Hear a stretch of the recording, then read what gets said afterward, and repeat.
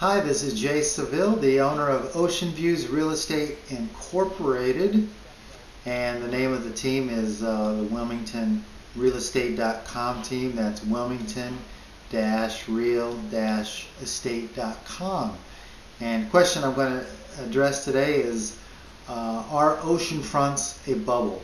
North Carolina oceanfront real estate, is it a bubble? What's going on with it? What is the big picture and some perspective? And how does that relate to just some economic stuff going on in general in our country, such as the stock market? Is the stock market a bubble?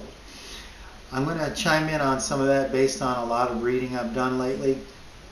And the reason the subject's on my mind is because right now the inland homes, Wilmington, Leland, they're literally 20% higher now than they were at the previous peak of real estate in 07, 08. A lot of people don't realize we're way higher in prices now than at the previous peak. So the bubble question is there, and I've been, about 3 months ago I started day trading, so I'm tuned into the stock market every morning, and that's been a crazy experience, I can assure you, and I've learned some lessons that help me see the stock market in a different way than I used to. One thing's for sure though, stock markets go up and down and all around like real estate markets, and it's been on a huge run for a number of years now, the stock market. Therefore, what are we due for? We're due for a downturn. The question is it going to be a nice downturn, or is it going to be a bubble that bursts and pops? And I think it's worth looking at real quick, and then I'll look at the oceanfront real estate question. By the way, the name of my Facebook page here is Just New Listings. So if you go to facebook.com/ it's Just New Listings. The name of the page is WilmingtonRealEstate.com, vacation rental income at the beach. So do take a look. I have a lot of content here, which can be really interesting stuff, charts, graphs, videos, and number running on what kind of income you can expect from beach properties, etc. So I'm going to just mention a couple things in relation to the stock market. I think one reason we had such a big bump in oceanfront home values is because a lot of people, a portion, whatever it is, 5%, realized the stock market made a big run, and therefore it's time to take my money out and be safe with it and park it somewhere. And they decided, a significant amount of people decided to park it in real estate, oceanfront and inland, and grow it there, or as a hedge against inflation, leave it there. And that would be a safer place than in the stock market. So that's one reason prices went up a lot this year, in my opinion. There are others. With COVID, you had millions of extra people retire sooner than they would have, and they came down here, or they realized I can just work from the beach. Why am I working in Raleigh? I could work from the beach on my computer, seriously. Real quick, this is Economic Activity Index. When we had a recession in 09, it was down here, and this index is comprised of several variables. This is technical stuff. It's over my head. I can't explain it to you, but I recognize what's going on.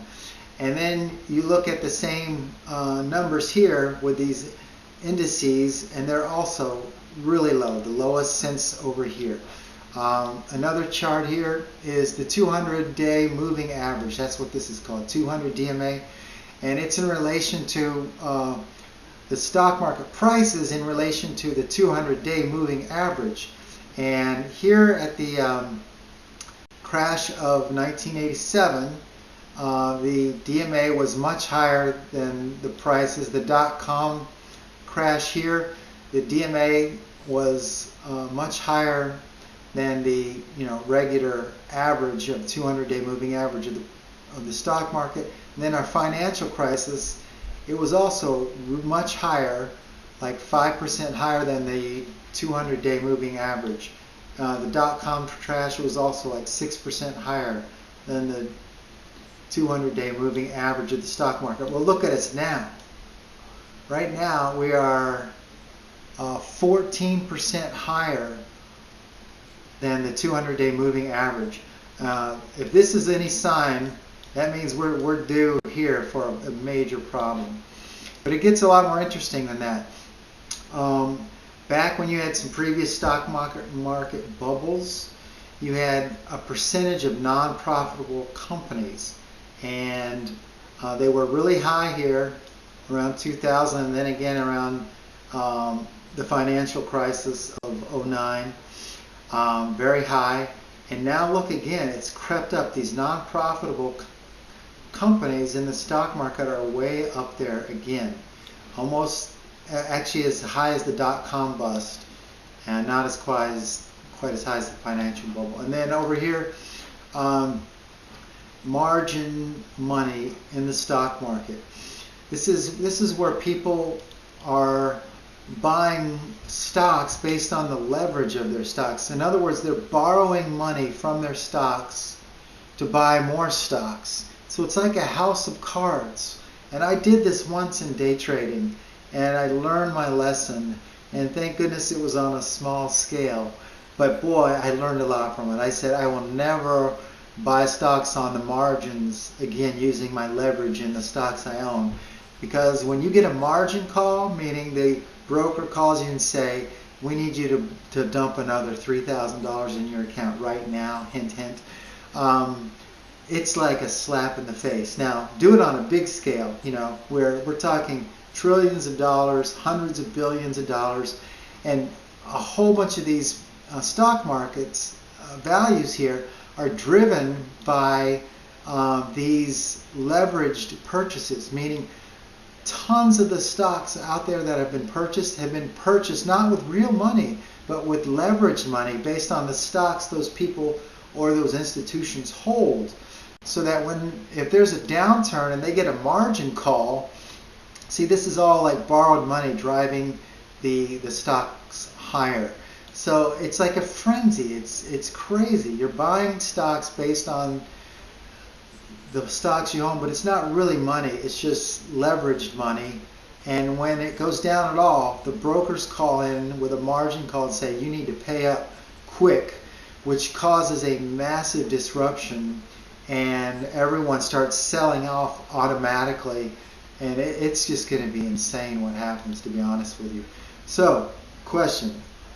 I do think the stock market is a bubble, and it's going to be a severe pop, because people are buying these with leveraged income money, not real money.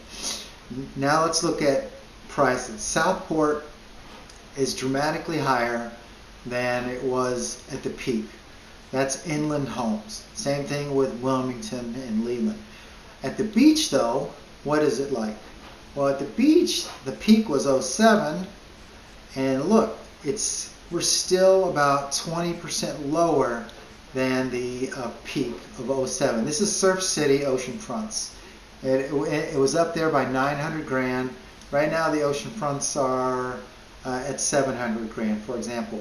Really, on average, I'd say they're higher than that. But you get my point. We're still 20% below the peak of '07.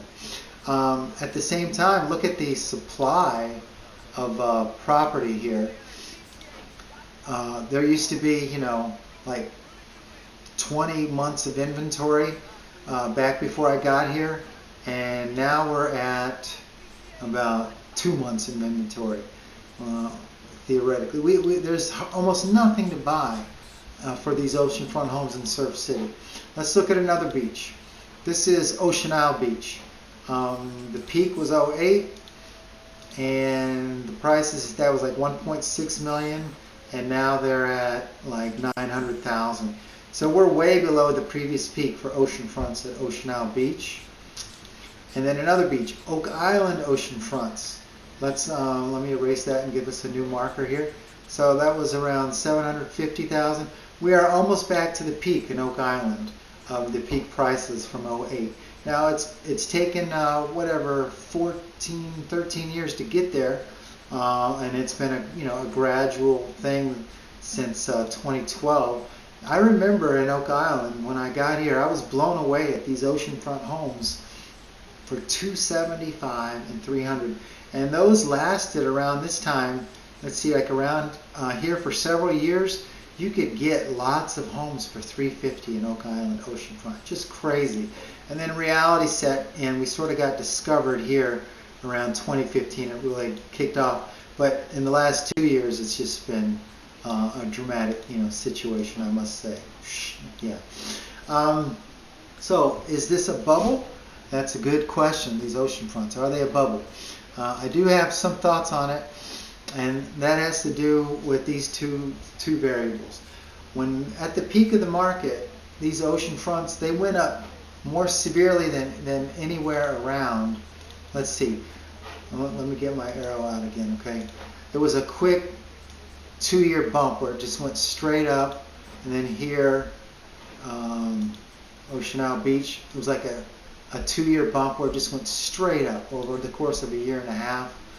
And I think I should have gotten another beach for us. I'm sorry about that. And then Oak Island prices. Yeah, from here. It's about a 2-year window. We had just severe, it went crazy, and it was interest-only loans and stated income loans. And these days it is much harder to get a loan for an oceanfront property. And it's deeply tied into the rental income. 80% of these are purchased by second home buyers or investors, and their purchase is dependent on the rental income. So unless their $800,000 home is grossing $80,000 a year, then it's not worth it for them to pay $800,000 unless the ratios hold up at a certain level. Way back then, I don't think they had the same ratios, and it was just a frenzy, and you didn't have to have real money to be able to afford these. It was very speculative, but now it's very strict to get money, and it's tied into the rental income. Otherwise, the home has a much lower chance of selling. So prices have gone up a lot this last year, but guess what else went up a lot this last year? Rental rates. I'd say they bumped 20%. So homes that used to rent for $2,000 at the beach, now they're renting for $2,400, which means for the investor, the second home buyer, it's okay to spend $800 instead of $700 because the gross rent is significantly higher than it was before. So it balances out. The price goes up, the rental income goes up. They go up together like buddies on an adventure. So the big question, is oceanfront real estate a bubble? At the moment, no. I do think it's getting precarious though. We have a lagging indicator. We don't really know what the new rental numbers are going to be until next year. It looks like they're 20% higher, but everything booked up by March, almost for all these properties, already booked up their whole summers by March. I've never seen that before. So all these bookings now, those are the old rental numbers.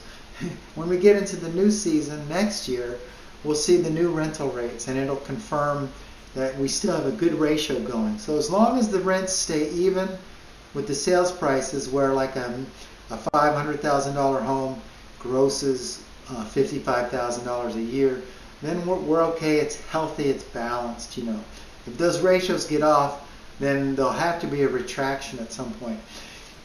We also have this thing where many people are moving from the Northeast down here, and they're parking money in homes, and they might not be as concerned with the ratios of the rental income versus the sales price and the mortgage tied to it.